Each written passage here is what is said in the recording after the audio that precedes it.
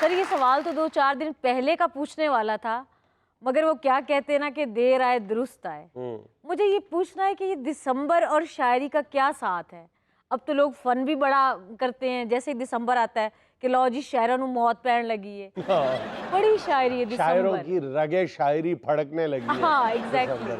ये क्या साथ है दिसंबर और शायरी का? यासियत का, सच्ची बात है। आप देखें सर्दियों में एक उदासी का गलबा होता है और सर्दियों की जो इंतहा होती है जाहिर है वो दिसंबर में होती है। बिल्कुल। तो जो सबसे एक उदास महीना कहा जाता है, खूबसूरती भी अपनी पीक पे होती है। एग्जैक्टली। कई लोग दिसंबर को सेलिब्रेट भी करते हैं मोहब्बत के हवाले से, बिल्कुल। लेकिन कई लोग दिसंबर को एक अजीब नज़र से देखते हैं। वैसे मेरा ख्याल है कि दिसंबर के साथ थोड़ी ज्यादती भी करते हैं कई लोग। अच्छा कैसे? क्योंकि मैं ये समझता हूँ कि कई लोगों का पसंदीदा महीना जो है वो दिसंबर होता है। तो दिसंबर को सिर्फ उदासी और यासियत का महीना बना देना ये भी ज्यादती होती है, और हर गम को दिसंबर पे थोप देना मेरा ख्याल है ये भी ज्यादती है। वो कहते हैं ना बहुत से गम दिसंबर में दिसंबर के नहीं होते, बहुत से गम दिसंबर में दिसंबर के नहीं होते, उसे भी जून का गम था मगर रोया दिसंबर में। क्या कहने, बहुत बहुत मगर रोया दिसंबर में। वाह क्या कहने। और एक और बात भी है, दिसंबर में एक तो सर्दी के साथ यासियत का रिश्ता जुड़ा हुआ है, उदासी का रिश्ता जुड़ा हुआ है। कभी आप एक और बात पे भी गौर करें कि दिसंबर इसलिए भी हमारे लिए आम तौर पे गम का महीना होता है कि दिसंबर में हमारी अमवात बहुत होती हैं। उसकी एक वजह है।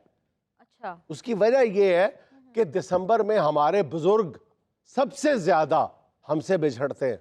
उफ, क्या बात की है आपने सर। आप कभी गौर करें, दिसंबर में जब सर्दी अपनी पीक पे होती है तो उस साल वो बुजुर्गों के लिए बड़ी कातिल सर्दी होती है। और बहुत सारे लोगों के जो माँ बाप हैं, जो बुजुर्ग हैं, जो प्यारे हैं, वो दिसंबर में उनसे बिछड़ते होंगे। अब कभी इसलिए दिसंबर में एक अजीबोगरीब सा एक गम छुपा होता है। और वो फिर शायरों को तो फिर अल्लाह मौका दे, वो फिर हर मजमून जो है वो दिसंबर में बांधते हैं फिर दिसंबर के साथ। इसलिए दिसंबर को हमने उदासी का महीना बना लिया। हर बंदे को दिसंबर के साथ कोई ना कोई जुड़ा हुआ शेर जरूर आता हो। बिल्कुल ऐसा ही है, ऐसा ही है सर। आप भी सुना दें कुछ दिसंबर का शेर लगे हाथों मौका मिला है तो। सर इधर देखो दिसंबर दे शेरा दा सर ढेर लगा पे है। हुण मैं तुहानू सुनाई नहीं आ। तुम्हारे बाद गुजरेंगे भला कैसे हमारे दिन, नवंबर से बचेंगे तो दिसंबर मार डालेगा। बिन तेरे कायनात का मंजर दिसंबर की एक शाम हो जैसे। दर्द आके यूं ठहरा है दिल में उम्र भर का कयाम हो जैसे। अगली सुनो की आदत दिसंबर नो। यादों की शाल ओढ़कर आवारा गर्दियां यूं भी काटी हैं हमने दिसंबर की सर्दियां।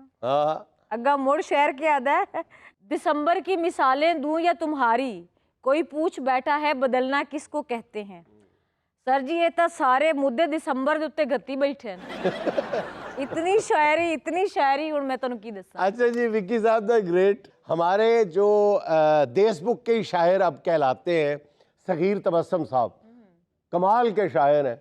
क्या ख्याल है उनका, वाह मज़ा आ जाता है उनकी बात चीज़ें देख के पढ़ के तो वाकई नशा तारी हो जाता है।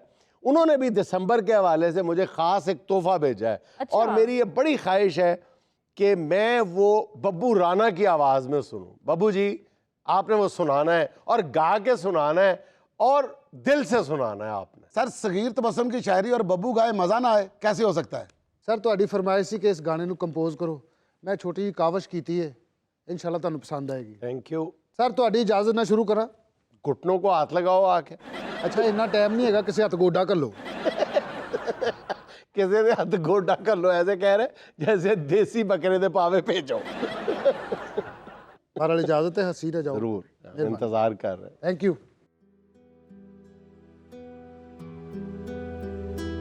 साडी अख दी रत नचोड़ के सानू विच रावां दे छोड़ के ਸਾਡੀ ਅੱਖ ਦੀ ਰਤ ਨਚੋੜ ਕੇ ਸਾਨੂੰ ਵਿੱਚ ਰਾਵਾਂ ਦੇ ਛੋੜ ਕੇ ਸਾਨੂੰ ਦਰਦਾਂ ਦੇ ਨਾਲ ਜੋੜ ਕੇ ਕੋਈ ਨਾ ਜਰਦਾ ਡੰਗ ਗਿਆ ਇੱਕ ਹੋਰ ਦਸੰਬਰ ਲੰਘ ਗਿਆ ਇੱਕ ਹੋਰ ਦਸੰਬਰ ਲੰਘ ਗਿਆ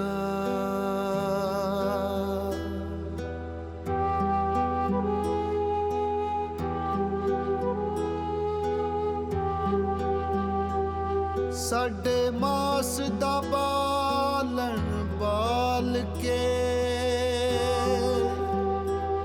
ਸਾਨੂੰ ਅੱਗਾਂ ਵਿੱਚ ਉਛਾਲ ਕੇ ਸਾਡਾ ਹੱਸਦਾ ਜੋ ਬਣ ਗਾਲ ਕੇ ਕੋਈ ਸੂਲੀ ਉੱਤੇ ਟੰਗ ਗਿਆ ਇੱਕ ਹੋਰ ਦਸੰਬਰ ਲੰਘ ਗਿਆ ਇੱਕ ਹੋਰ ਦਸੰਬਰ ਲੰਘ ਗਿਆ ਸਾਨੀ ਰੇ ਨੀ ਦਾ ਦਾਨੀ ਮਾਂ ਦਾਨੀ ਰੇ ਗਾ ਮਾ ਦਾ ਮਾ ਗਾ ਰੇ ਨੀ ਰੇ ਸਾ ਦੋ ਅੱਖਰ ਪਿਆਰ ਦੇ ਬੋਲ ਕੇ ਕੰਨਾਂ ਵਿੱਚ ਮਿਸ਼ਰੀ ਘੋਲ ਕੇ ਸਾਨੂੰ ਨਸ਼ਿਆਂ ਵਿੱਚ ਮਦੋਲ ਕੇ ਕੋਈ ਰੰਗ ਆਪਣੇ ਵਿੱਚ ਰੰਗ ਗਿਆ ਇੱਕ ਹੋਰ ਦਸੰਬਰ ਲੰਘ ਗਿਆ ਇੱਕ ਹੋਰ ਦਸੰਬਰ ਲੰਘ ਗਿਆ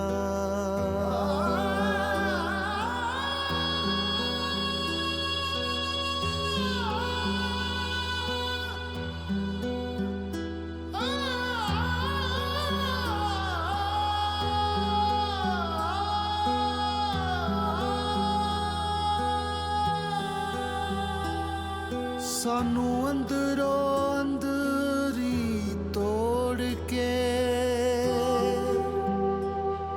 ਸਾਨੂੰ ਕੱਖਾਂ ਵਾਂਗ ਮਰੋੜ ਕੇ ਸਾਨੂੰ ਵਿੱਚ ਕਬਰਾਂ ਦੇ ਰੋੜ ਕੇ ਕੋਈ ਸਾਵਾ ਸਾਥੋਂ ਮੰਗ ਗਿਆ ਇੱਕ ਹੋਰ ਦਸੰਬਰ ਲੰਘ ਗਿਆ ਇੱਕ ਹੋਰ ਦਸੰਬਰ ਲੰਘ ਗਿਆ ਰੇ ਗਾ ਮਾ ਦਾ ਮਾ ਗਾ ਰੇ ਨੀ ਦਾ ਮਾ ਗਾ ਰੇ ਸਾਡੇ ਦਿਲ ਦਾ ਬੂਹਾ ਖੋਲ ਕੇ ਸਾਡਾ ਸੀਨਾ ਅੰਦਰੋਂ ਫੋਲ ਕੇ ਸਾਨੂੰ ਵਿੱਚ ਖਾਬਾਂ ਦੇ ਰੋਲ ਕੇ ਕੋਈ ਬੱਦਲ